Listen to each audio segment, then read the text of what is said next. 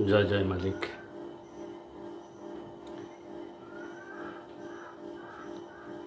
সকলকে শুভেচ্ছা জানিয়ে আজকের আলোচনাটা শুরু করছি।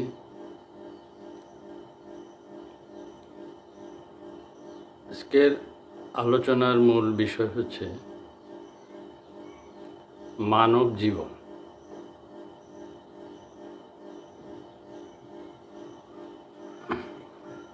তো এই মানব জীবনের যে মূল বিষয়টি সেটাই হলো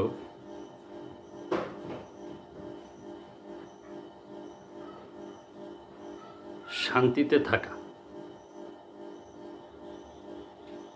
আর এই শান্তিতে থাকতে হলে আপনাকে একটা নিয়মের মধ্যেই চলতে হবে। তো সেই নিয়মটা আপনি জেনে বুঝে যদি আপনার জীবনে ধারণ পালন লালন করতে পারেন, তাহলে আপনি নিশ্চিত শান্তিতে থাকতে পারবেন। নচেত, কারণ প্রতিটা মানুষই, নর নারী উভয়ই শান্তিতে থাকতে চায়। তাই শান্তিতে থাকতে হলে আপনাকে কিছু বিধিবিধান নিয়মকানুন মেনে চলতে হবে। আর সেই বিধিবিধান নিয়মকানুনগুলো সৃষ্টির আদি হতে মানুষের জন্য দিয়ে দেওয়া হয়েছে।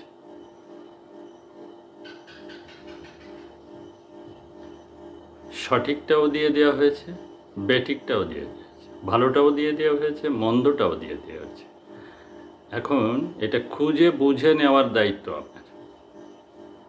আপনার এই দায়িত্ব অন্য কেউ পালন করে না বা করবেন না। মালিকের তরফ থেকে দুটো পথই মালিক দিয়ে দিয়েছেন এই ধরায়, আর এখানে আপনাকেও পাঠিয়েছেন বা আপনি এসছেন নিজে 16 আনা ধন নিয়ে। আর সেই 16 আনা ধনকে আপনি বিনিয়োগ করে আপনাকে সেই জ্ঞান অর্জন করতে হবে। আপনি অর্জন করতে পারলে আপনি শান্তিতে কাটাতে পারবেন। আর সেটা যদি আপনি না ধারণ পালন লালন করেন বা না জানেন, তাহলে অশান্তিতে কাটাবেন, এটাই স্বাভাবিক।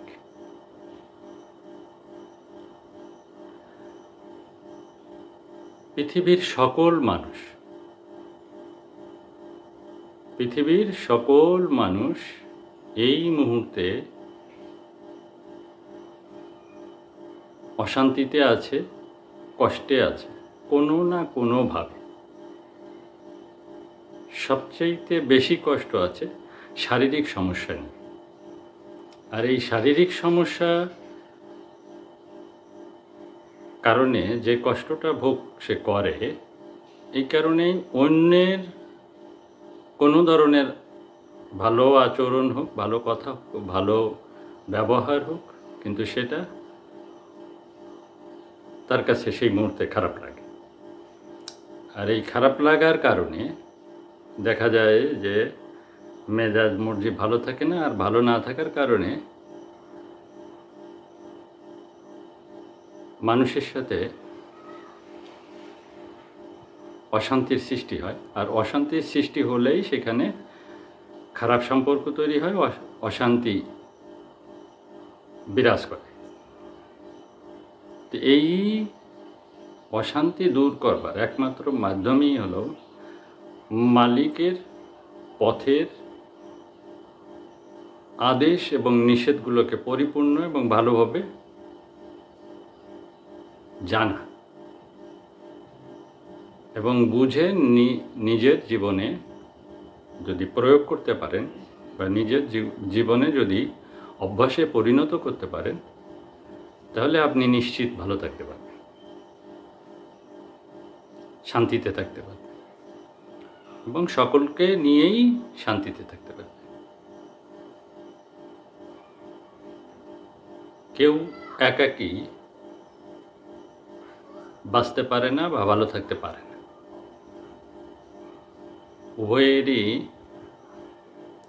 উভয়কে প্রয়োজন।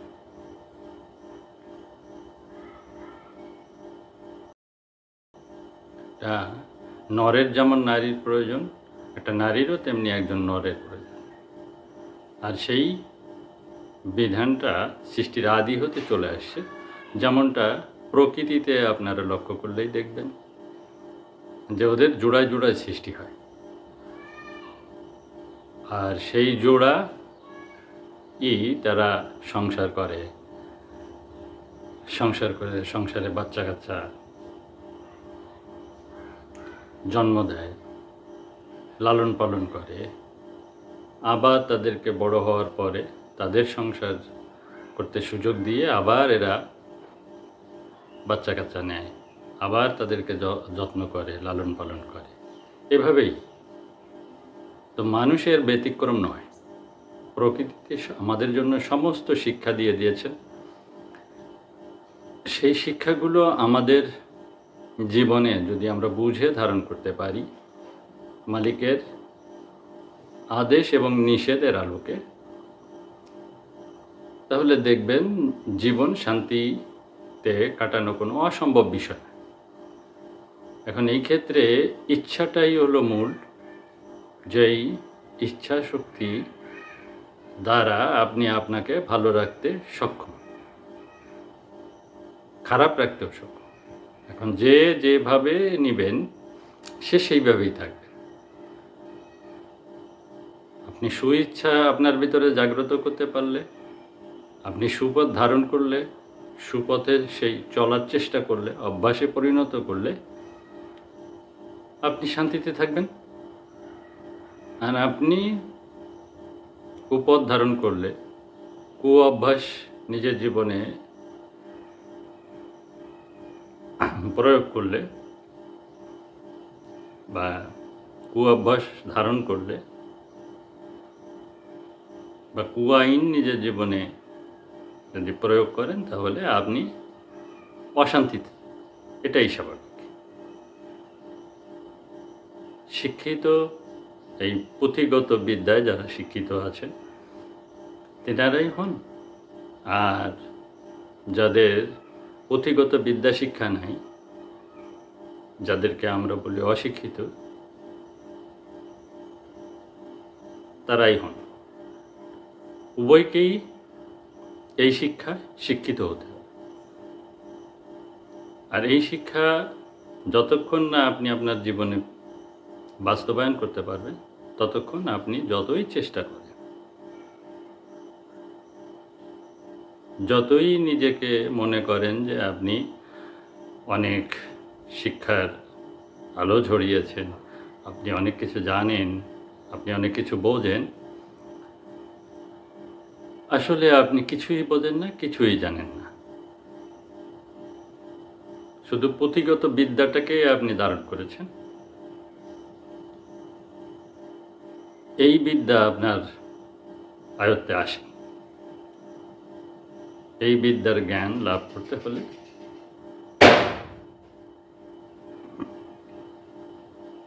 যিনি এটা তার জ্ঞানে আয়ত্ত করে নিজের জীবনে বাস্তব প্রয়োগ করে যিনি সফল হয়েছেন, সেই ধরনের একজন মানুষের কাছে আপনাকে যেতে হবে। সেখানে যে তেনার পরামর্শ অনুযায়ী, তেনার দিক নির্দেশনা অনুযায়ী আপনি আপনার জীবনে যদি সেটা প্রয়োগ করতে পারেন, তাহলে খুব বেশি সময় লাগবে না। আপনি তার সহচর্যে মাত্র 2.5 বছর যদি কাটান, 2.5 বছরেই এই মালিকের জগতের জ্ঞান শিক্ষা লাভ করা সম্ভব।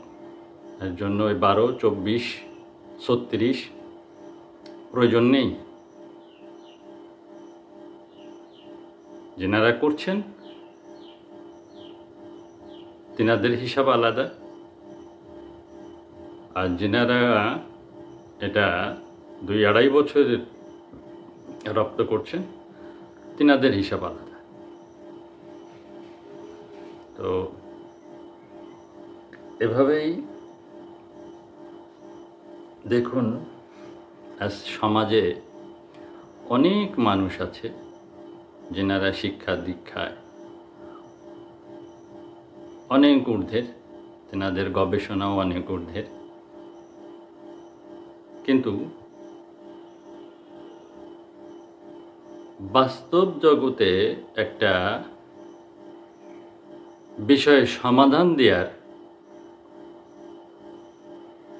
জ্ঞান তাদের নেই। একটা মানুষ সমস্যায় পড়ে আর একটা মানুষের সহচর্য, যেমন রোগ হলে ডাক্তারের সহচর্য নেয়, স্মরণ করে ডাক্তারকে, কবিরাজকে স্মরণ করে, ফকিরকে স্মরণ করে, মোল্লা মৌলবী ঠাকুর পুরোহিতদের স্মরণ করে। তো এই যে স্মরণ করাটার অর্থই হলো যে আমি বিপদে পড়েছি, আমাকে উদ্ধারের পথ দেখাও। তো সেই উদ্ধারের পথটা দেখতে যে বা খুঁজতে যে একজন ডাক্তারের শরণাপন্ন হয়েছে। তো সেখান থেকে কি পেয়েছে? দিনের পর দিন শুধু ঘুরেছে এবং যত প্রকারের কেমিক্যাল তাই দেহের মধ্যে ঢুকিয়েছে। সে রোগমুক্ত তো হয়ই নেই, সাময়িক ভালো থেকেছে।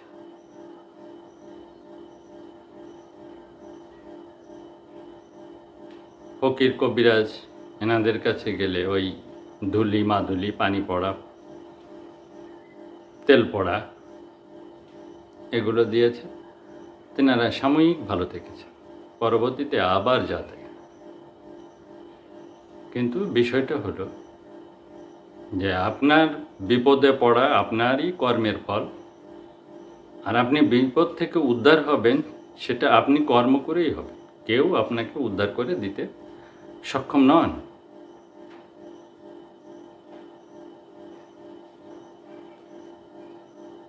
আমি চ্যালেঞ্জ নিয়ে বলতে পারি, যদি আপনি আপনার বিপদ থেকে উদ্ধার না নিজেকে করতে পারেন, তাহলে কেউ আপনাকে আপনার বিপদ থেকে তরাতে পারবে না, তরাতে সক্ষম নন।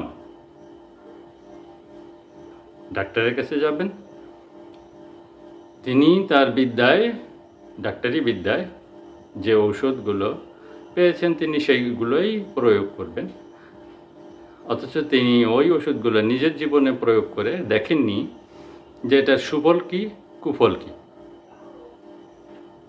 শুধুমাত্র ওর গায়ে লেখা বর্ণনা থেকে, এর উপকারিতা অপকারিতার থেকে আপনাকে সে প্রেসক্রিপশন করে দিচ্ছে, আপনি কিনে নিয়ে যে ভক্ষণ করছেন।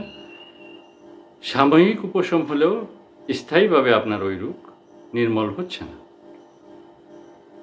ফকির কবিরাজ, মোল্লা মুন্সি ঠাকুর পুরোহিতের কাছেও ঠিক একইভাবে আপনি যাচ্ছেন, কিন্তু আপনার ওই সমস্যার সমাধান স্থায়ীভাবে হচ্ছে না, বা সমাধানের কারণটা আপনি জানতে পারছেন না, বা আপনি কি করলে ওই সমাধান থেকে মুক্তি পেতে পারেন সেটা আপনি জানেন না, বা আপনাকে জানানো হয় না, বলে দেন না। তো রোগ আপনার জীবনে আসে আপনারই কারণে, আর ও দূর হবে এটাও আপনার কারণ। এ কারণেই আপনাকে মালিকের পথটাকে ভালোভাবে জানতে হবে, মালিকের আদেশ নিষেধ ভালো করে জানতে হবে, এবং সেইটা যদি আপনি আদেশ নিষেধগুলো জেনে বুঝে নিজের জীবনে ধারণ পালন লালন করতে পারে, তাহলে আপনি স্থায়ীভাবে রোগমুক্ত থাকতে সক্ষম। সুতরাং আপনারা একটু নিজেদের সম্পর্কে ভাবুন, অন্যের ভাবনা বাদ দিন। নিজের ভাবনা ভেবে নিজের জীবনকে উন্নত করুন, নিজে সুস্থ থাকুন, শান্তিতে থাকুন, ভালো থাকুন। এটাই আমার কামনা, এটাই আমার বলার উদ্দেশ্য। তো আজ এ পর্যন্তই। মালিক ভরসা। জয় জগন্নাথ।